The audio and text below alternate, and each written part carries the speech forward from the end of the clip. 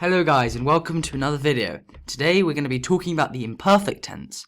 So we've already covered the present tense and now we're going to talk about the imperfect tense. So for those of you who have never come across the imperfect tense is a past tense. Okay? And it's usually translated as was doing something. So like was verbing, was plus an ing verb. So just write in italics here, was doing. You know, I was playing football would go into the imperfect tense. I was driving the car. The dog was searching for a stick. The teacher was teaching. Those examples would all go into the imperfect tense because the imperfect tense must refer to a continuous,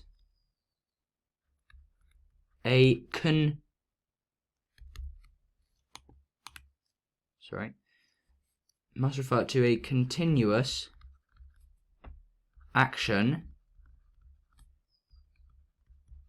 in the past. So we've already covered this first part, the fact that it is a past tense, and now this idea of a continuous action is shown by the ing part, you know? So that's effectively how we translate the imperfect tense. So now let's look at the form of the imperfect tense. So the stem is the same as the present. So you have pow.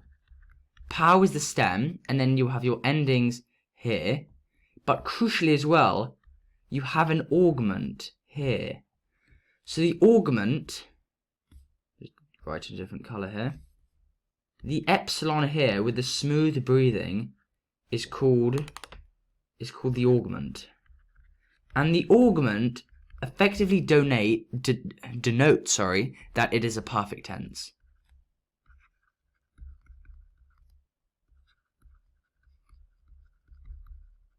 And when I say denotes a perfect tense, I say maybe better would be to say, in fact, denotes an action in the past.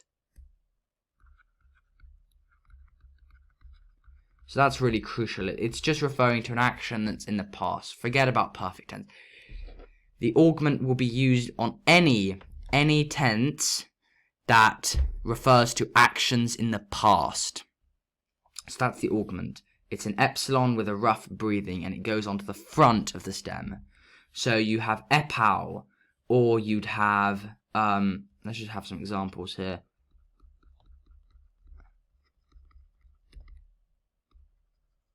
So you have epau. So that would be the stem for the imperfect. Or you'd have elamban. Or you'd have diok. So you see, these are all the stems. This is the imperfect stem. All of these are imperfect stems. And they're really self-explanatory. It's just the present stem, pow, lamban, diok, plus this augment. So epsilon with the smooth breathing, because it is the word starts with a vowel. Okay, so we've already talked about the augment. That is really key. Next, we're going to talk about the endings. So we've already discussed, this is going to be this imperfect stem, epau, and now we need to have the endings, so plus endings. And the endings are as follows. On, es, with the movable new, omen, ete, on. So they're not vastly different from just the present endings. You can see that these are exactly the same as the present. So I'll just make a note of that. Same as present. And then even the rest sort of take a similar shape. So obviously you'll remember that in the present you have O, A's, A. So you have this sigma, which is similar. And then note as well, you have this repeated. The on comes twice. You have to be careful to distinguish between the first person singular and the third person plural. So I'll make a note of that. Make sure to distinguish between them. But in most cases, the context should be enough. So we've already discussed the movable new, but I might as well explain it one more time. So the movable new is put on just for the third person singular in the imperfect. And you basically use the movable new if the next word starts with a vowel or if it comes at the end of the sentence. So next word starts with a vowel.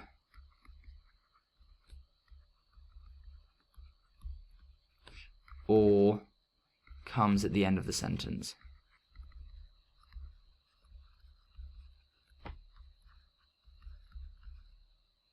So you have two cases. And that's really all there is to the imperfect. Maybe we'll have a few examples now above. And that should really consolidate it in your minds. So let's have some examples.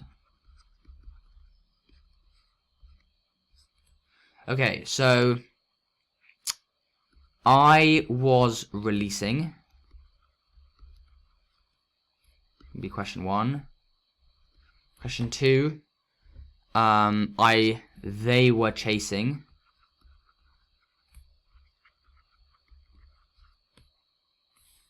Let me just rub this out.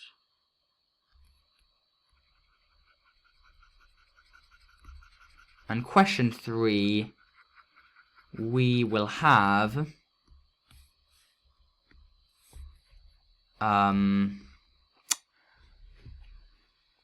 we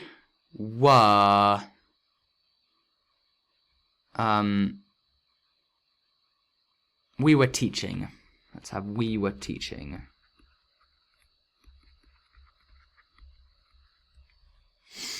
Okay, so now pause the video for a few seconds and then we'll go through the answers.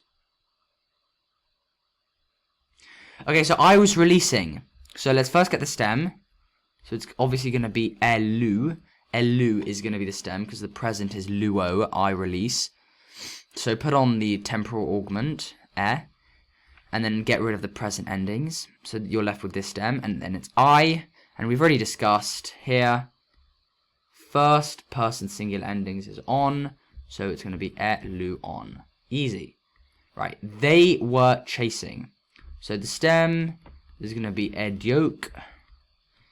And so they were, so that's going to be third person plural. So again, also on. So it's going to be ediokon.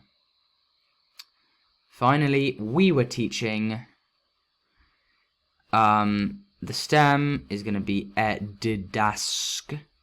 Edidask. And it's we were, so it's going to be the first person plural. So omen. So it's going to be edidaskomen. So hope that helps. Just one thing I want to go through before we finish this video is some other ways of translating the imperfect. So of course we've already looked at I was releasing. We've already established that the imperfect must always refer to a continuous action in the past. But another way to translate it is by saying, I used to. So, I used to do something. Or because it's a continuous action in the past, I did for a long time. So, for example, based on these examples, I was releasing could also be I used to release, or it could be I released, if we can infer that, you know, this person or I was releasing for a long time. Okay, thanks for watching.